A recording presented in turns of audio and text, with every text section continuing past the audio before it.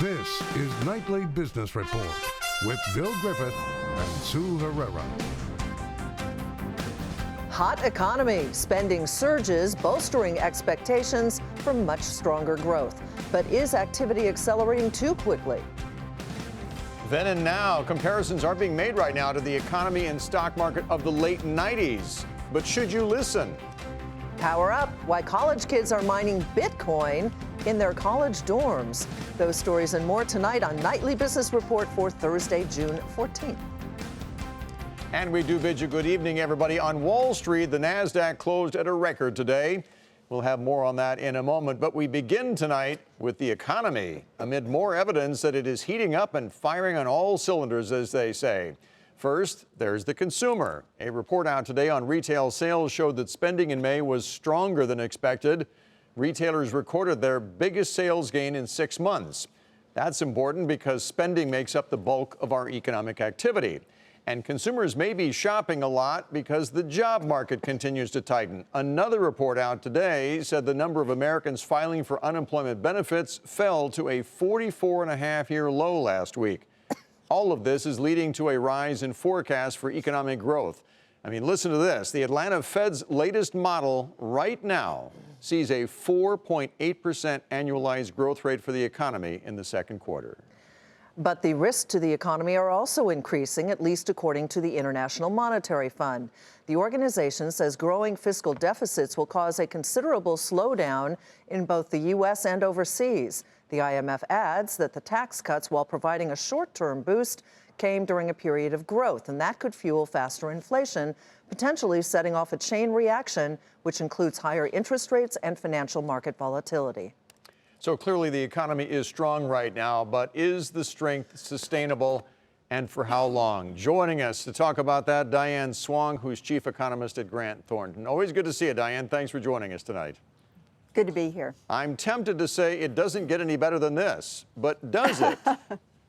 Well, that's an interesting question, as we are going to see well over 4% growth, I think, in the second quarter. And I think that will be the peak of growth for this expansion. So the good news is growth is accelerating, and I think we'll have the strongest year in 2018 of the expansion, which is 3%. That's the strongest year since the housing market peaked back in 2005. So that's good as well. The problem is it does set us up for a bit of overheating and a bit of a sugar high. We're pulling growth from the future. And the question is, how much growth are we pulling from the future, and how long is it sustainable? Okay, so what about the inflation scenario? Because that's what the IMF is worried about, and the Fed has mentioned it as well. Is it kind of in the sweet spot, or given what oil prices have been doing lately, are we going to accelerate too fast on inflation? Well, in fact, Jay Powell did note oil prices and said we'll see higher than that target rate of inflation that the Fed would like over the summer, in part because of the higher oil prices. I do think we're going to see, my own view is that we're going to see some overheating. The Fed has already ratcheted up what we thought we would see this year, 4 rate hikes instead of 3, and I think that's going to be necessary. The problem is we're ratcheting up inflation as well due to tariffs. So you add all these factors together, we see pipeline inflation picking up, the U.S. economy is a little hotter. We like a warming trend. We just don't want an overall hot flash that's really, really bad for the U.S. economy. We don't want to fry here. Before we let you go, I know you're an economist, not a stock market forecaster, but is this the kind of environment where profitability can continue to grow for corporate America, meaning that stock prices could continue higher?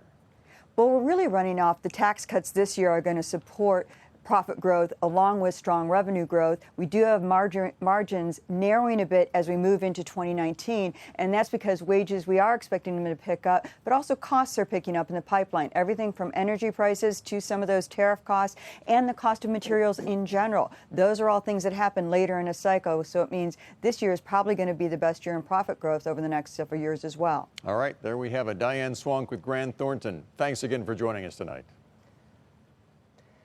Well, the economy of today is also drawing some comparisons to the economy of the late 1990s, a period best known for the rapid rise in tech stocks. Today, as we mentioned, the NASDAQ hit a record, even as the blue chip Dow index pulled back.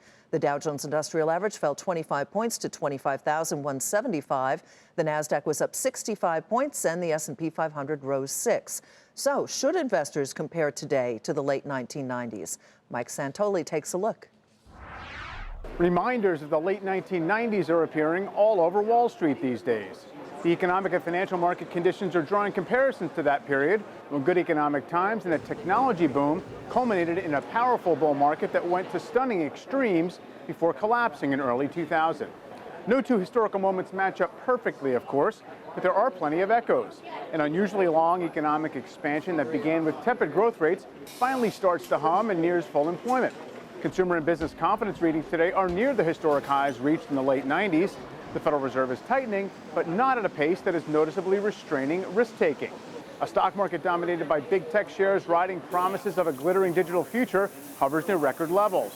We even have a media merger frenzy featuring an acquisition of Time Warner as its signature bold stroke, reminiscent of AOL's bid for Time Warner in early 2000. You've got mail. With all these parallels getting some attention, it's important to point out several crucial differences, which together make the current market seem less overheated and hazardous than, say, 1999. For one, stocks just aren't up as much as they were back then, and investors' speculative energy is not as wild today.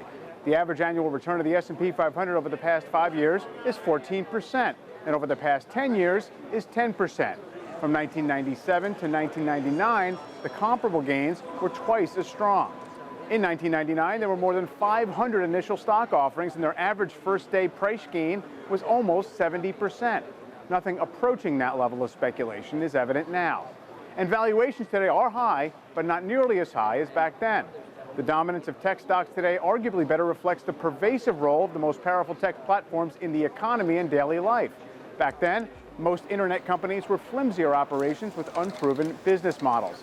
As an example, when AOL reached a $200 billion valuation in early 2000 as it agreed to merge with Time Warner, it had a mere 20 million subscribers and no real earnings.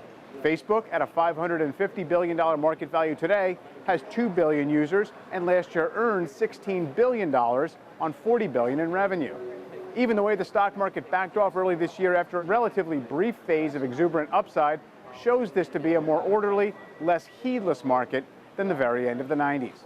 All of which is to say, if this market cycle is eventually going to become a true rerun of the late 90s, and there's a good chance it never will, it would have a long way to go before getting there. For Nightly Business Report, I'm Mike Santoli. So although there are certain similarities between the late 1990s and now, Mike just pointed out some stark differences. Joining us to talk about them is Jim Paulsen, Chief Investment Officer at the Leuthold Group. Good to see you, Jim. Welcome, as always. Good to see you, Sue. One of the things that you point out that there are quite a few differences, you point to productivity. Why? Right. Well, I think that was the center of the 1990s boom, was just a remarkable productivity boom on par with maybe what we hadn't seen, since the post-war 50s, 60s sort of era, driven by new era investments at that time. And we're not seeing virtually any productivity growth. We're suffering in this recovery and continue to from almost record low productivity. And if you don't have productivity, Sue, what that allows you to do is it holds down those overheat pressures. Even if you're closing in on full employment, it stretches the existing labor force to be able to produce more without causing costs to go up and thereby without having to raise interest rates. Yeah. Without productivity, we're starting to see some of those inflation and interest rate pressures, which we didn't until really late in the 1990s. But is there an area right now, Jim, where you see excessive risk being taken? Back in the 90s, clearly it was the stock market. Before the financial collapse, it was the housing market. What about now? Is it Bitcoin or what is it? Bill, that's one of the issues today, I think, is I don't really see the excess that would bring a recession right now. As you say, it's hard to see that. You also don't have the policy. You don't have an inverted yield curve, or, we've only had excessive confidence for maybe a year. But there are some that could be problematic. I think that private equity is in a bigger bubble than the public equity market. There's been a lot of investment into that over this entire cycle.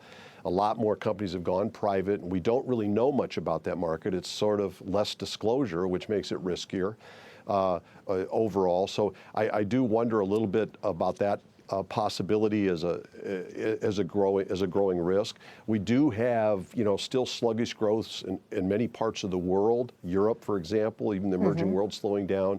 that could maybe, rather than the U.S. Dying and killing off the rest of the world, maybe this time it's the other way around to some extent. So there is risk whenever you have a recovery approaching 10 years. But I got to admit, I don't really see it. I think the recovery continues for a few more years. On that optimistic note, we'll leave it there, Jim. Thanks so much for joining us.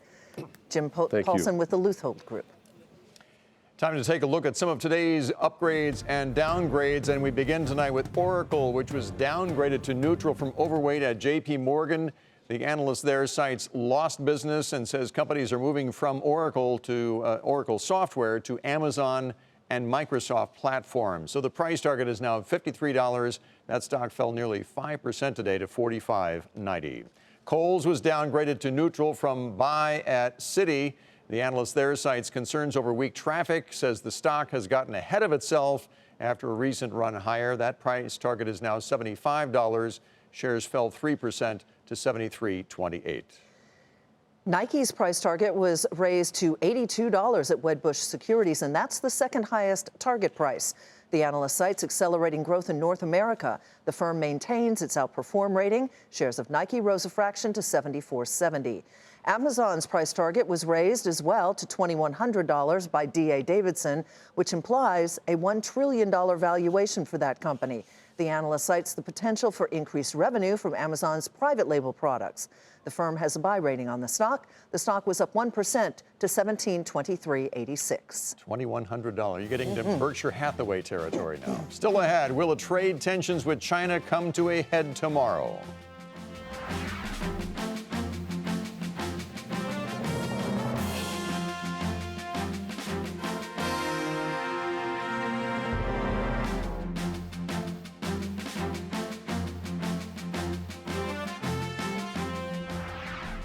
Late today, the Justice Department said it will not appeal that judge's decision to approve the $85 billion merger between AT&T and Time Warner. The deal now could be completed as early as tomorrow. The trade truce with China appears to be unraveling as the White House prepares a revised list of tariffs aimed at that country. Kayla Tausche reports for us from Washington. President Trump met with his trade advisors at the White House today to finalize the list of Chinese products the U.S. could hit with new tariffs as soon as tomorrow. The list is expected to include between 800 to 900 products, a fraction of the 1,300 products originally targeted in April. Secretary of State Mike Pompeo is in China to discuss next steps on North Korea. But with a Friday deadline looming, trade is on the agenda too. We discussed trade today. Our deficit with China is still too high. I stress how important it is for President Trump to rectify that situation so that trade becomes more balanced, more reciprocal, and more fair. Without being asked, China's foreign minister said he saw two outcomes on trade. One is cooperation and win-win. The other is confrontation and lose-lose. China will choose the first, and we hope that the U.S. will make the same sensible choice. Of course, we are well prepared in case America chooses the second option. China plans to retaliate if the U.S. puts tariffs in place. Former White House economic advisor Gary Cohn said that would hurt the economy. If you end up with a tariff battle, you will end up with price inflation. You could end up with more consumer debt. Those are all historic ingredients for an economic slowdown. So I would not like to see that happen. The two countries had been discussing a deal. Both would stand down on tariffs, China would buy more goods to narrow the trade deficit, and the White House would replace a ban on doing business with China's ZTE with a fine and stricter oversight. But the ZTE portion has hit a snag on Capitol Hill. Republican senators moving to limit the president's ability to offer a reprieve. The implementation of tariffs would effectively end a one-month trade truce that had calmed financial markets going into this week's Singapore summit. For Nightly Business Report, I'm Kayla Tausche in Washington. So is there a way for investors to protect their portfolios if trade tensions do escalate? Joining us tonight with his insights, David Lebovitz is global market strategist at JP Morgan Asset Management. David, thanks for joining us again tonight. Yeah, thanks for having me. Let me cut to the chase on this. We'll look at sectors that I guess you feel you need to avoid if there is an escalation of trade tensions. Those that are most sensitive to the export-import market, like the basic materials industries, right? Yes, exactly. So I think that if we end up with that lose-lose situation, what is what I would consider the evolution of a trade war to be for both countries, we definitely want to focus more on those domestically oriented industries, things like financials, smaller companies as opposed to larger companies, and to your point, avoid things like basic materials and even technology. I mean, let's not forget that a couple of weeks ago we were talking about the potential impact on tech from a rise in tariffs between the U.S. and China. So I think we need to be cognizant that if trade tensions begin to escalate, we could find ourselves in an environment where these big global growth stories that have worked so well for investors over the course of this cycle may begin to come under a bit of pressure. So financials and small caps you could use, but you also say stay away from bond proxies. Why? Exactly. So when we think about the high dividend paying parts of the market, the bond proxies, the utilities, the telecoms, the consumer staples, we do think that rates are going to keep rising here. We obviously got some information from the Federal Reserve earlier this week alongside another increase in the Fed funds rate. And as was just mentioned, if we get into a trade war, the potential for inflation to pick up is very real. Higher inflation is simply going to lead to interest rates moving up at a faster pace than we're expecting, putting downward pressure on those interest rate sensitive sectors of the equity market. Slight pushback on technology.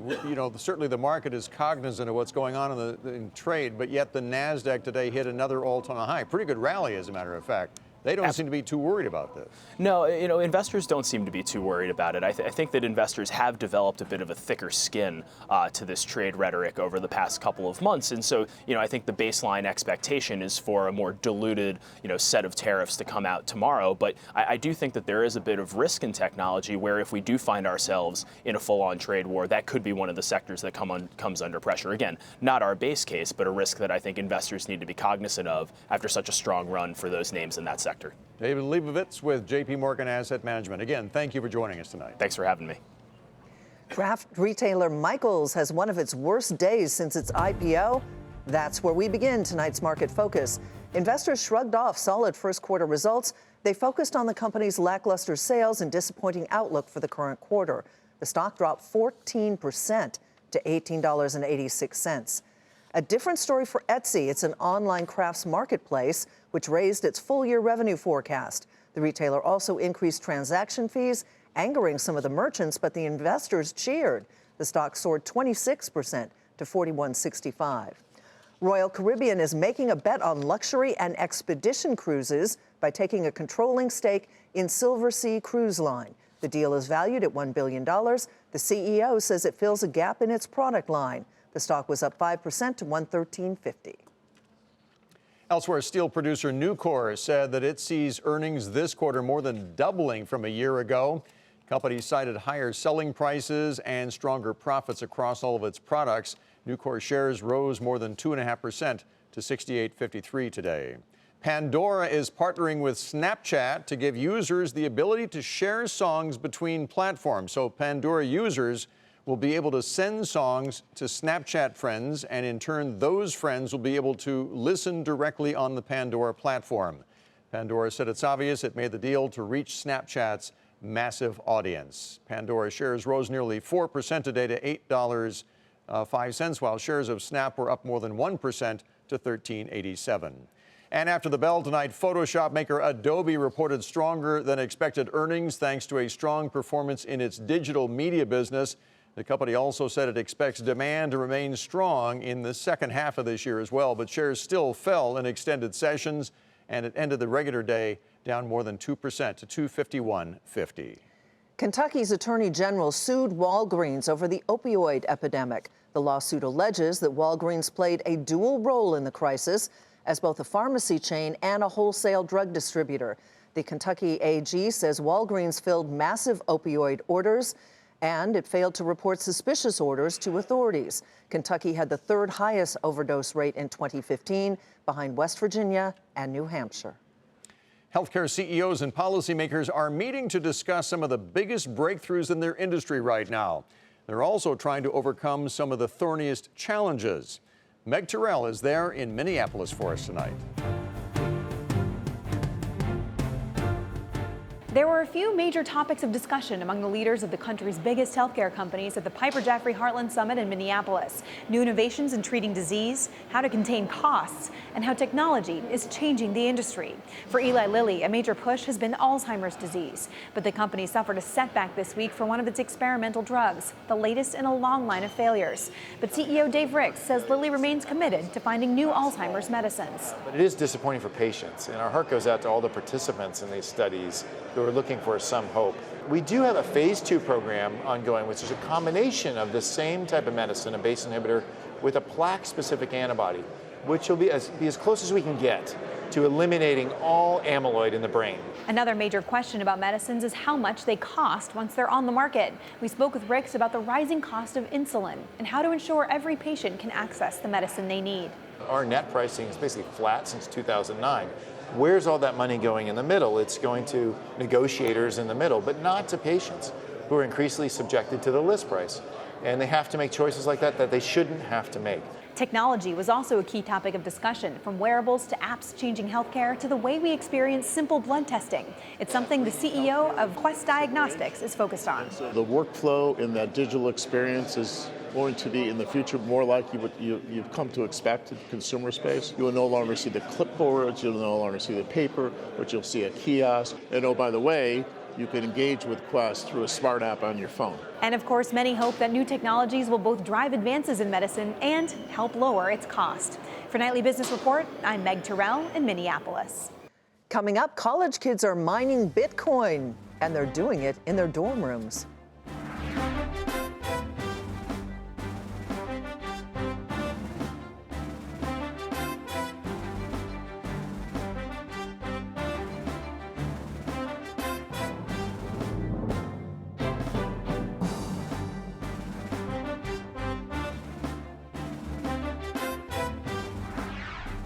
Chicago has picked Elon Musk's Boring Company to build a high-speed transportation network connecting downtown to O'Hare Airport. The system will carry passengers through tunnels at speeds up to 150 miles per hour. And Musk, speaking alongside Chicago's mayor, said that he's ready for this challenge. One of the hardest things to do with any new technology is not to demonstrate that technology and show that it works, but to show people that it can be indeed useful. It's one of the hardest things in the world to make something useful, where the revenue exceeds the costs of the thing that was done. This is an astoundingly difficult and underappreciated thing, and that is what we intend to do here in Chicago. That new link is expected to cut travel time down to 12 minutes. Wow. Wow. The SEC's point man on cryptocurrencies says Bitcoin is not a security. The key to determining whether something is a security is the expectation of a return by a third party. Under that definition, the SEC says Bitcoin is not a security because it is decentralized, and that sent Bitcoin prices higher. So when you think of Bitcoin mining, you probably do not think of college dorm rooms. But that's exactly where it's happening these days, in large part because electricity is free. And Bitcoin mining uses a lot of it. Andrea Day has our story. I had fans running, I had the window open. Day one at Penn State and State College, and Patrick Sines had a cryptocurrency mining operation up and running in his dorm room. It felt like passive income, because when you're at school, it's still back in your dorm room making money for you. But there was one big problem. It was producing a ton of electricity, a ton of heat. How hot was it? It was unbearable. So we rigged this together with a few dryer tubes. Who was footing the electricity bill? Penn State was footing the electricity bill. I mean, I'm paying tuition, right? Why shouldn't I have the ability to mine in my dorm room? Sines admits he had no idea what Penn State's policy was. We called the university to find out, but did not hear back.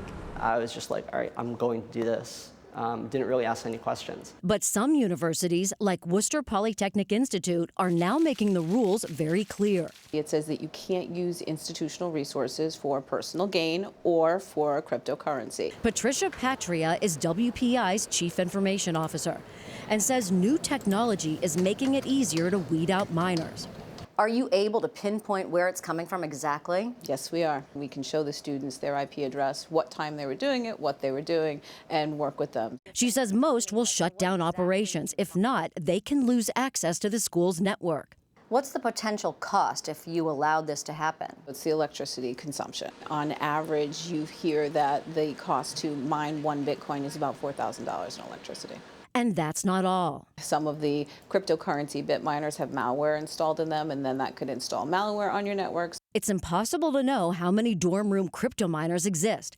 But according to Vectra's Mike Bannock, the numbers are growing, even as Bitcoin gets harder to mine. The cybersecurity company makes software to spot mining and just completed a study of schools across the U.S. We had 11 universities participate in our opt-in study. 100% of them had crypto mining detections. 100% with at least one case of crypto mining every day. It's the Wild West. You're in an environment that encourages open behavior and creative thinking, entrepreneurial behavior. And it's not just schools. He says some offices are secret havens for mining, tapping into company networks. They're basically stealing. Signs now works for a major tech company and says mining at school made him who he is today. I think students are going to continue to be the engine that is fueling a lot of this growth in the space. And he says he brought in about 10 grand during his college career. That's the low end for typical miners. But he says he kept his operation to 1 rig to keep the noise down for his roommate. For a Nightly Business Report, I'm Andrea Day. Before we go, here's one more look at the day on Wall Street. The Dow fell 25 points, the Nasdaq was up 65, and the S&P 500 rose 6. Well, we said at the beginning of this week it was going to be a busy week in the world of business and the economy. Yep. Tomorrow it finishes it off. AT&T, Time Warner closes possibly, and we get those China tariffs announced. So we should have a very busy night tomorrow night We as well. are going to have a very busy show, and you won't want to miss it, so please join us, because that does it for us tonight. I'm Sue Herrera. Thanks for joining us. I'm Bill Griffith. Have a wonderful evening in the meantime. We will see you tomorrow.